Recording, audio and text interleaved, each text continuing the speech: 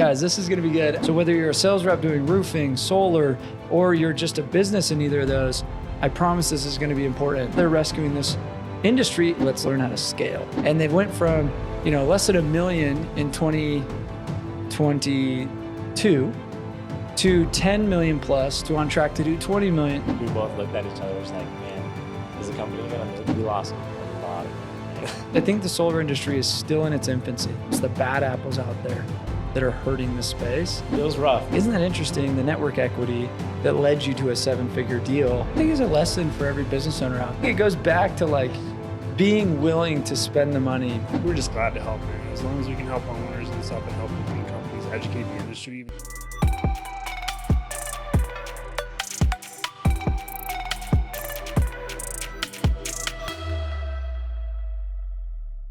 All right, everybody, welcome to the D2D Podcast. I am here with some awesome friends. Guys, this is going to be good, and I love hosting these. If you're listening, make sure to know Con's dates coming up January 7th through the 9th. My birthday is on the 8th, and so we are going to be celebrating my birthday party this year, DDCon 8.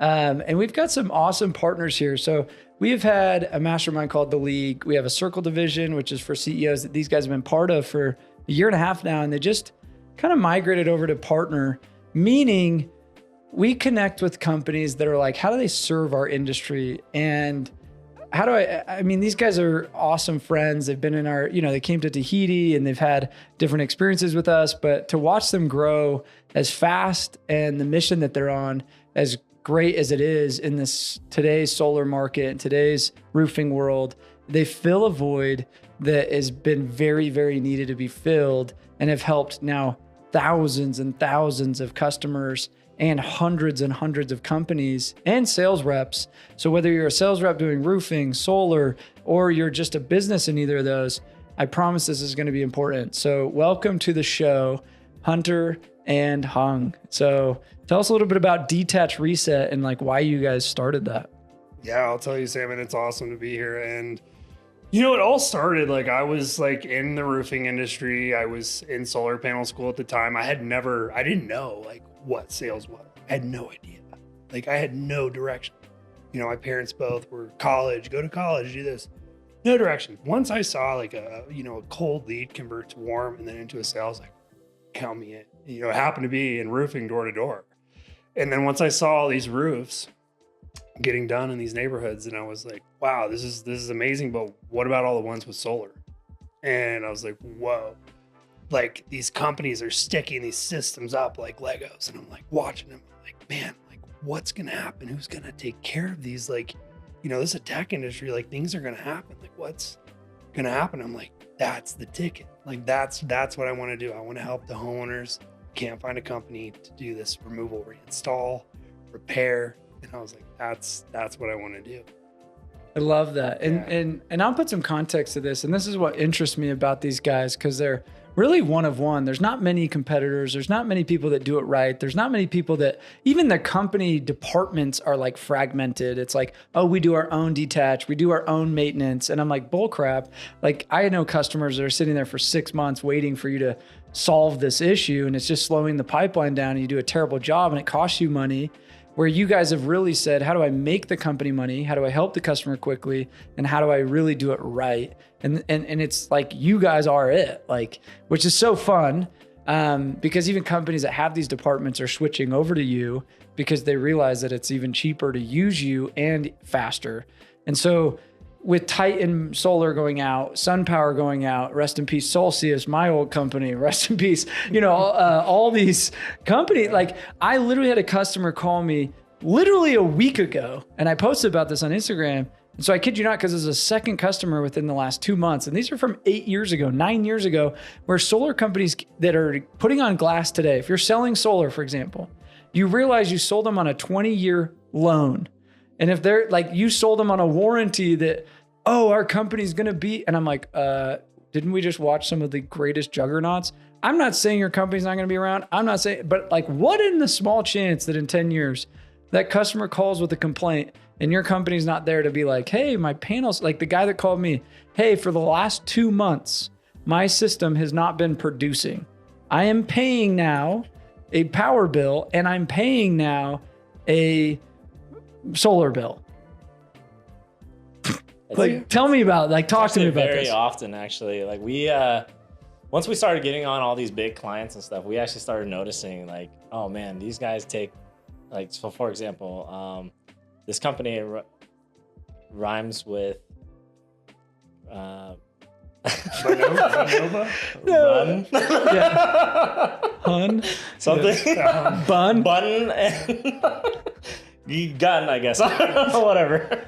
But anyway, this company, we took on one of their contracts, and turns out that their service, their system actually hasn't been up for 2 years. And like, that just was an eye opener to us. And they were just like, oh yeah, we've been trying to contact them. Their customer service is not doing well. Like, I don't know who to call. The rep is no longer working there, et cetera, right? And so 2 years of no service is pretty bad. It's embarrassing to our industry. Right. There was actually even a case that we did just last year. There was another big company, you know, they make cars and stuff too. And man, this lady her roof was leaking from a bad install, and 11 months later, they still haven't gone out and just take it off the roof. So the roof actually collapsed onto her actual master bedroom, like onto her bed. Because she's sitting here like, I can't pay to repair it. It's under warranty. They should come out and do something about it. And now she's just sleeping. Yeah, dude. And luckily, she wasn't sleeping though. You know, like she was at work, came home, and the whole roof fell onto her bed. It was insane. And I think that's a good point, Sam. And I think that's why I think it was a big wake up call. And I think it's a really beneficial thing to say, like, these companies, like they did a good job for a lot of people. They really did.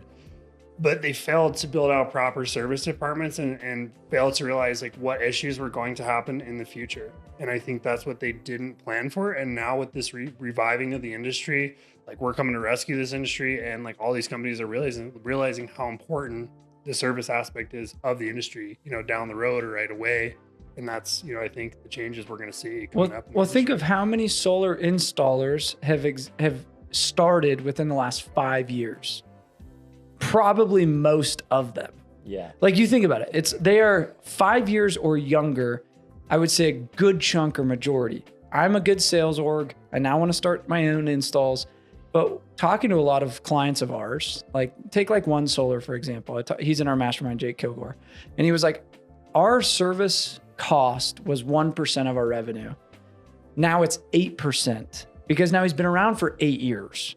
Well, now is when you start to have service. Like, you know what I mean? 8 years down the road, now all of a sudden your phone starts to ring a little bit more. Hence, like my Solcius phone call 8 years down the road. Yeah. Does that make sense? Yeah. Well, what a company is not preparing for is a 7% change in total cost on their balance sheet. If they're running a 10% margin and they just slowly, death by 1,000 cuts, lose 7% of margin, and now they're running on 3%, and now you have inflation, cost of materials, all the other things that go up, let alone labor to service your current customers that you weren't baking into the equation year 1, 2, and 3, this hurts. And I think if you're running a business, this is something you would have never predicted. Yeah. Does that make sense? Like, you, me, nobody would be like, oh, you know what's going to happen in 10 years is more phone calls. So let's like forecast that and let's like talk about that. No, you're running on like trial and error as you build a business. Like, let's just be real. You know what's funny, even to go up on that, it's so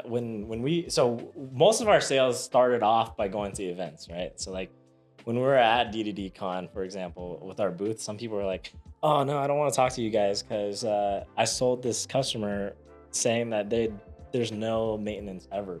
Right? And they're just like walk by, they're just like, it's embarrassing. No, it's true though. Yeah. It's true. And the fact is, okay, I'm a roofing company. Hail hits Dallas.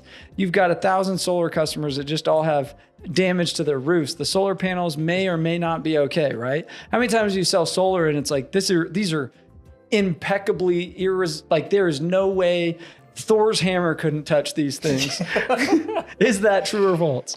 And yeah, no, I mean, it's so true, but a lot of it is a lot of the manufacturers they overpromised a lot on their products, you know, and that's why LG got out of the game and a lot of other people went under on their products because they were saying 25 years, these things, they won't break, and started breaking. So you know? part of that is actually true. So we do test the durability of panels, and we straight up just threw it off a 2-story building, and it did nothing to the panel. That was kind of funny. And we were just like, wow, that was like anticlimactic. Yeah. It just went boom, and then it was perfect condition. So they are pretty durable. But the thing is like they didn't think of like squirrels, for example. Oh, let's make the wires out of soy, right? Squirrels can smell it, and then they chew the wires through, and then what happens? Yep. Or, power surge, or, things that are more electrical issues that, exactly. Weather's not going to affect, or things that are like, okay, hail hits, it ruins the roof, but it doesn't ruin the panels. Now what? Yeah. Well, if a hail is like 4 or 5 inches big, like it's definitely going to that'll hurt the panels. Yeah. But let's just say it ruins the roof. The panels are fine, which we did sell a lot on. I sold a lot of solar, and I'd be like, yeah, I mean, your roof is going to get destroyed, but the panels act as like a freaking, Captain America's shield over this part of the roof at least, right? Like, but it didn't cover the whole roof. So now they got to replace the roof. And what roofer is sitting there going, now what? Right. I want to do their roof, but I got panels in the way. Exactly. Oh, yeah. All the time. And like the thing is when you reach out to the installer, like, because a lot of them didn't build out proper maintenance departments, it's like, oh, well, we're busy, taking care of all of our installs. Like, we don't, that's kind of on the back burner, you know what I mean? And so I'm a sales rep for a roofing company. I'm sitting here, I can't do this roof. I'm not going to get paid until I get the roof done. I now can call Detach Reset. I can literally, as a sales rep, say, hey, will you come and take these off, put these on? You bake that into the insurance claim, which is really cool. And there's some margin there for them. And now all of a sudden you made more money. You got a roof done quickly with a good process. And this is how they're rescuing this industry in that merging gap between solar and roofing. Because if I'm in a market where solar panels are showing up more and more and more in Florida, in Dallas, in Denver, in these hail areas, right? Arizona, whatever. You got a lot of solar panels in Arizona. You got a lot of solar panels in Texas. And so like, what's interesting is it's becoming more and more relevant. And these guys are on the fronting edge of the process, the insurance supplementing job, how they get the most out of the claim to get you the most dollars. How do you deal with the install and the labor? Because you have no business being an electrical engineer, passing all the permits and inspections needed, being a roofer, just being like, oh, I could probably unscrew and screw these back on. Like, no way you can do that. Like, just don't do that. So, tell you stories. Yeah. After Hurricane Ian. Well, let's just like put them on your side of your yard real quick. Oh, no, just throw them off the roof. No, they were shoveling it off the roof. So they were taking shovels, just like how they would, like, to the shingles. Yeah. Oh, they were just shoveling the panels off. And they were like, oh, I don't know what these panels. And then they're like, oh, shoot, that's a $60,000 system. And now they're stuck in a 20-year note with a $60,000 system crashing on the sidewalk. And that's why this industry needs rescued, man. And so, guys, we are obviously in a disruptive, solar being, I'd really say 15 years new, strong. And then in these markets like Denver and Dallas and Florida, even less, where California, it was so heavy, where Denver, Dallas, maybe it's 5 years, 6 to 8 years, you know what I mean, deep. And now we're starting to see the maintenance issues. So if you're a sales rep, you're an owner, you're a roofer, you're a roofing rep, these guys are going to be a go-to contact to have in your phone on speed dial when you deal with that. And it might be one job you send them every once in a while, or it might be a slew of 100 jobs a month. These guys work with big industry juggernauts down to the little teeny roofer that's just like, hey, I got this one job. What do I do? And I've seen it. They've got hundreds of companies that they've had that one phone call. So I'm not trying to sell anyone on this. I'm only doing this podcast, simply one, because I know and trust these guys. Number two is I'm watching people, like he said, shield their eyes and walk away from a customer. And I'm over here like, okay, if my mission is to unify, up-level, bring honor, integrity, that breaks every single one of those. Meaning I am selling a $60,000 solar system and not thinking about how that impacts that customer for 30, 40 years, because that sits on their roof forever. And if I don't have that energy and that accountability and that stewardship over them, because I'm like, well, I don't work for them anymore, or I don't get paid if I help you, that's terrible thinking. So how do they reach out, I guess? Yeah, I mean, at Detach Reset Solar, Facebook. I mean, that's our name. That's our trademark. Any repair work, we're all over the place. 1-800. I can't remember it. We're Detach Reset. Search us up. Yeah, detachresetsolar.com, at Detach Reset Solar on Instagram, Facebook. I think we even have a TikTok. I don't know. So let's so now that we've guys, this is not meant to be an infomercial by any means. Like, and now I want to give some meat and potatoes. So keep listening, because these guys came in as a business to say, let's learn how to scale, and they went from less than $1 million in 2022 to 10 million plus, to on track to do 20 million. You know what I mean? So like real revenue growth. And as entrepreneurs, just like any other entrepreneur, you go through your own journey, right? And so what have been some of the challenges that you've dealt with in this entrepreneurial roller coaster, essentially, that maybe you weren't expecting, leaving being a roofer and leaving the solar and real estate business and leaving, you know what I mean? Like you had to go take a risk to not only be an entrepreneur, but to pioneer an industry that really was not proven, right? Like it wasn't like, here's the playbook, run a solar company, here's a solar dealer. You know what I mean? You had your own nuance to that, I'm assuming. It was rough, man. So at first, we actually got connected because I was going to buy his real estate, right? So that's how we partnered up. So obviously we're going to continue doing real estate, flipping, and all these other things that were happening while we were doing this company too. And then, we lost a lot of money, right? Just unfocused, having a bunch of stuff. Like I was doing automation on the side, like trying to buy laundromats. Buy laundromats. Buying drug carpet dealer. companies. Basically. And then we just failed horribly at everything. Our attention was spread out and stuff, and then we just realized like, man, we have to focus on one thing. So then overnight, I was just like, hey, listen, I have to drop all my clients.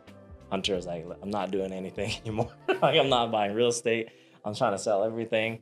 And we came together again. We focused, and that was what happened. Yeah, our back was up against the wall. Like he was sharing meals with his whole family, and like, dude, I was having to sell off my real estate. Like things were going into foreclosure. Like it was not pretty. It was bad. But it was one of the best things that ever happened, man. I was gonna say, looking at it back now, why is that the best thing that ever happened? Because it basically made us focus, drive, work toward the mission of really what the original, what our original mission statement was, man. Is like rescuing the entire solar industry, fixing, what's going on with it, and educating people on it. And then that's like when we really dove into like you, and we met William Lamb and got connected through you, and we started just really connecting, investing heavily into education, because we had to pave this way. No one really had, this industry didn't even exist like 2 years ago. Like no one was doing solar repair, and we like had to pave the way. So he's constantly building systems. We're breaking things down. It's just like, we're figuring out how to do everything along the way. Just like you kind of did with the door-to-door space, man. Like you had to pave the way. No one was really doing it. Yeah. And we just kept at it. Yeah. And it was like super scary too, right? Like it was just like, oh, let's focus on branding. Let's get everybody to know us. And then overnight, everybody was just like, oh, you guys came out of nowhere. I don't even know where you guys came from. Yeah. So then our systems, okay, it was built for 400,000. Oh, shoot, it was built for $1 million. Oh, shoot, it was built. It kept breaking until like, man, when we were in Tahiti, we both looked at each other. We're just like, man, is the company going to make it? Yeah. Like the growth just went from like, nothing to like this. Well, with hockey stick growth also comes, like, people pray for hockey stick growth, right? Oh, Please. man. If I could just go from 10 to 100 million this next year, and I'm like, you don't know if you want that, bro. Like the capital required, the headaches required, the people growth. You went from, how many employees do you have now? About 120 now. I mean, think about that. To go in 2 years to get 120 full-time employees, like, it's a lot. We went from 8 people total in the company in 2022, the beginning of 2023 even. That at the end of 2023, we actually had to reduce size and become more efficient. But at one point, we were at like 180 something. Yeah, when we met you, I think we had like 14 employees. It's so crazy. And like, think about that, like crazy growth. And I think a lot of people don't realize, like, the trust. First off, thank you guys for trusting me to help guide this. Cause you know, it's been fun. Like even just on our call on Friday, having that breakthrough, it was just like, that was a cool win. Like, I'm like, implement that. It's easy. You'll see in 3 months, like boom. Right. Like, but two, like, I think there's a lot of people I work with that'll call me, or I don't work with, I choose not to work with, because they'll call me and they'll always be like, I need something. Will you connect me to? Will you do this? Will you do that? And I think a lesson that watching you taught me was like, you invested in you for learning for you, right? Able to show up, consistently perform to where it got to the point where we've actually created a partnership, right? I get asked to be a partner in so many things and so often. And I think anybody listening to this, like if you're looking for biz dev opportunity or trying to partner with somebody or trying to create relationships, which you guys have relationships with awesome people now. I think that play of like, I'm putting my own ass on the line, I'm showing up, I'm delivering, then I do the ask. Does that make sense? Was a better formula of success there to where I will say this on a podcast. I have never once partnered with anybody, and I have been offered hundreds of times. Hey, I'll give you this. I'll do this. Or will you do this? Will you? And I said, no. But I was like, because you were in the community, because you were showing up, because you were following the system, because you know what I mean? It was like, okay, like I'm gonna make an exception on this one. Like that was fun. And not trying to be biased to anybody listening to this, but like, guys, that is saying a lot. And that is like me putting myself out there authentically of just like, if you want to go, and I'm not saying with me, I'm saying with anybody, like, because these guys technically had to go. I put a group text together with one of the bigger solar companies. And I said, hey, I've vetted, know, and have seen how they work. I'm willing to open up my Rolodex. And I think a lot of people, when they're trying to scale or they're trying to network or they're trying to grow or they're trying to land a big client, like even Enzi that's here today at this business boot camp, guys were at a business boot camp at the office today. And what's interesting is he goes, we just landed Young Living. And if it weren't for this guy that we knew connected us, we wouldn't have landed a 7-figure deal. And I was like, isn't that interesting? The network equity that led you to a 7-figure deal. And I think the same thing you've started to watch and witness, where sometimes it's a $1,000 deal and sometimes it's a 7-figure deal. Does that make sense? Oh, yeah. And so how have you, because in your job, it's about connecting with partners and relationships. It's not so much selling to the customer, it's selling to the rep, it's selling to the owner, it's creating these relationships. So for somebody looking to build those relationships and cultivate them, what advice would you give them as they're trying to do something similar, whether it's a biz dev department, whether it's building those deeper connections? Yeah, definitely. I think it's what we talked about today is like designing, creating it, executing it, actually taking the plan. Because a lot of people, we've seen them, people running biz dev, they're just running in circles. There's really no direction. It's like, well, hey man, what are you working toward? Like, do you want the creme de la creme of the biggest solar company out here? Well, how are you going to get there? Like, draw the map. What does the map look like? Does it look like first starting with, a bunch of smaller companies and then working your way up? Like, what does that look like? Does it look like going after the industry giants right away? Like, how are you going to target these guys? And getting it on paper and executing it and then putting it in the system. Yeah. Love that. Get there. So like the other side of things, so that's the front end, how to build a relationship, take them out and then make your face really, really known to them. But then there's also the back end side, right? Customer experience has to be everything. So we decided, hey, you know what? We can't run in the gray anymore, right? We have to run in the white, right? Like we have to be 100% compliant. We have to be, everything above board, et cetera, right? And by doing so, we navigate compliance, like pulling permits, getting electrical licenses, NABCEP, ICC Class C licenses, all these things.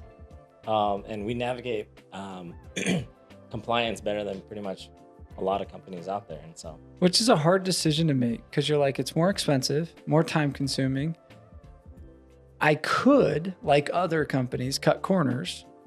How has that now benefited you because you've played that game of like playing the white versus the gray? What has that done for relationships, longevity, etc.?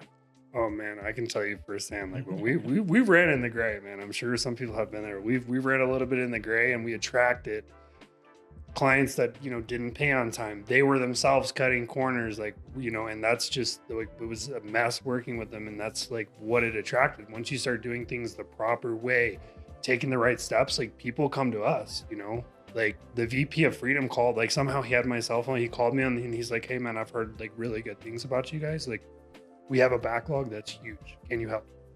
And like, that's the difference. Which is crazy because like you see like a lot of people are like, oh no, I'm friends with the guys that own Freedom. I know the presidents, I know the owners and stuff. Yet we were like, okay, then why did they call us? Right? Because we actually ended up building that brand, right? Like we took a risk where everyone else was subcontractors. We went in W-2, right? Increase in taxes, benefits, and all these other things that happened. And now we have better quality control. We have quality assurance, making sure that every single section works together, and it ends up being a way better product, right? So then we end up giving them, when we reinstall it, sometimes they actually thank us just because they're like, our system's way more efficient now. You've done a way better job. There's no more leaks in the house, et cetera, right? Which I think is a lesson for every business owner out there. Like, you want to be a big boy company, sometimes earlier on than you think, you probably got to start making big boy decisions. I even think down to like your books. Like if you were to get financially audited today, would it be a shit show or would it be actually pretty sexy? You know what I mean? I even think down to your quality control and customer experience. Would somebody come in embarrassingly like audit you and be like, that is how you handle customer project management or like, you know, whatever, an inbound call. And it's how you do that early on is going to set a precedence of how you don't stay on a hamster wheel.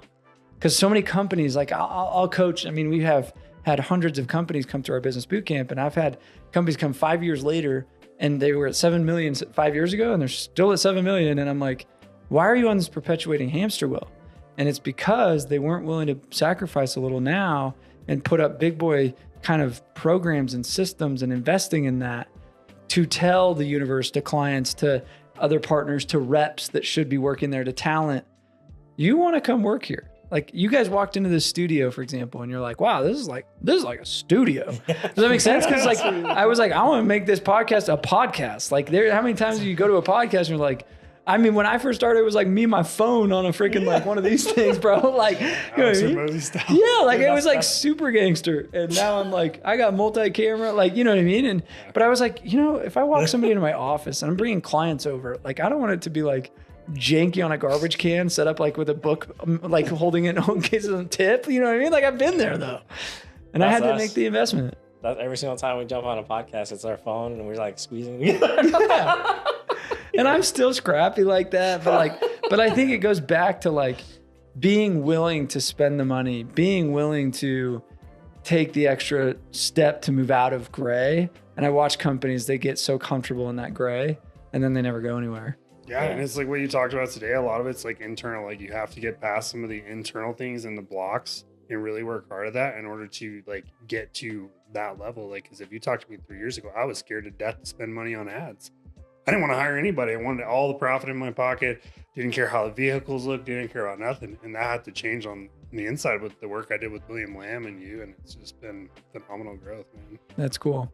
So anything else you want to advise for this industry? So like, let's talk to the roofer real quick. We'll go roofer and then we'll go solar.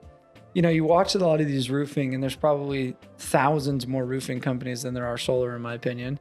And a lot of MAPA, a lot of like 10-man shops, a lot of guys out there. Seeing it from a bird's eye view is so interesting because you get data. And what's interesting about me and these guys is because they work with so many companies, hundreds and hundreds of roofers, for example, same as mine, we get an interesting vantage point where a roofer and a roofing company has their vantage point. What advice now, kind of dissecting so many, would you give that roofing entrepreneur from your point of view? You know, so most roofing companies, like you mentioned earlier, right? They just want to make the second division. They think that they can just shovel off the solar panels, get the roof done, put it back on. But again, nobody always thinks about the maintenance, right? So what happens if you shovel off $60,000 of solar panels and they all break, and what are you going to do about it? Right?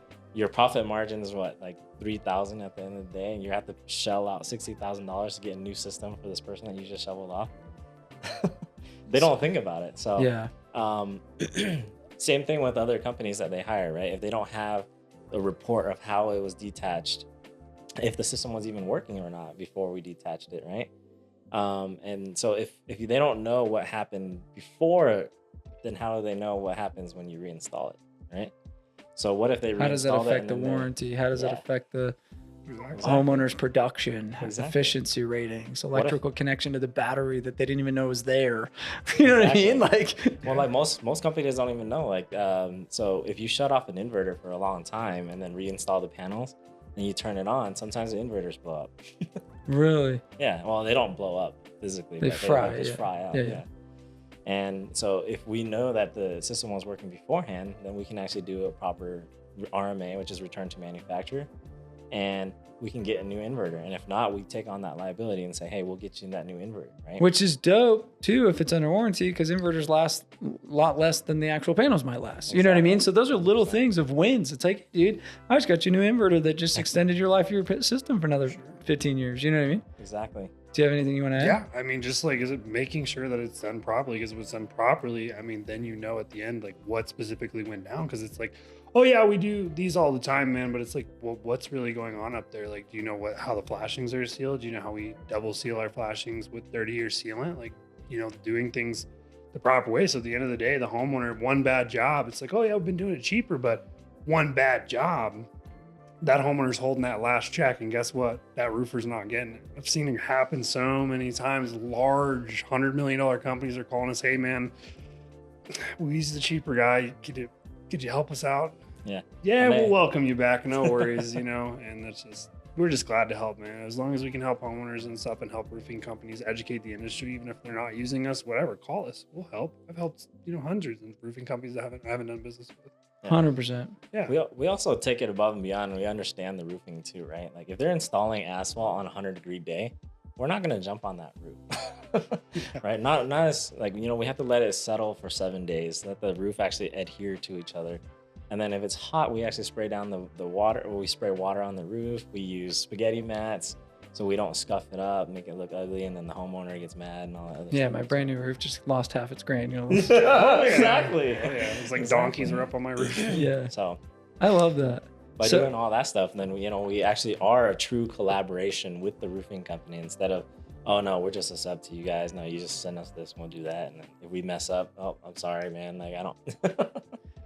It's so, guys, I'm telling you, why am I passionate about this is because of the phone call I get from Camilo 8 years later. And I don't think even many solar reps or roofing reps or people in this industry have been around 8 years to know that. Does that make sense? So I'm trying to speak to, and I'm going to wrap with this, the sales rep in solar. I know you say a lot to get a sale, but it's what's to keep a customer happy is what you care about. So it's sell beyond the sale. Assume the sale. I'm going to set you up. Let's talk about 5 years and 10 years down the road. What happens with maintenance? What happens with warranties? What happens with electrical production? What happens with utility rates? Which some of them are in your favor and some of them aren't. Meaning, if you tell somebody there's zero maintenance ever, that is a lie. Tell me a car that lasts 200 years. You know what I mean? That's why every dealership at a car dealership has a maintenance division, which most of these solar companies do not have a maintenance division. They have an install division because that's what they're getting paid on. It is an expense on their balance sheet to do the maintenance. So they say, we give you these workmanship warranties. Well, the bull crap, that costs the company money to fulfill on the warranty.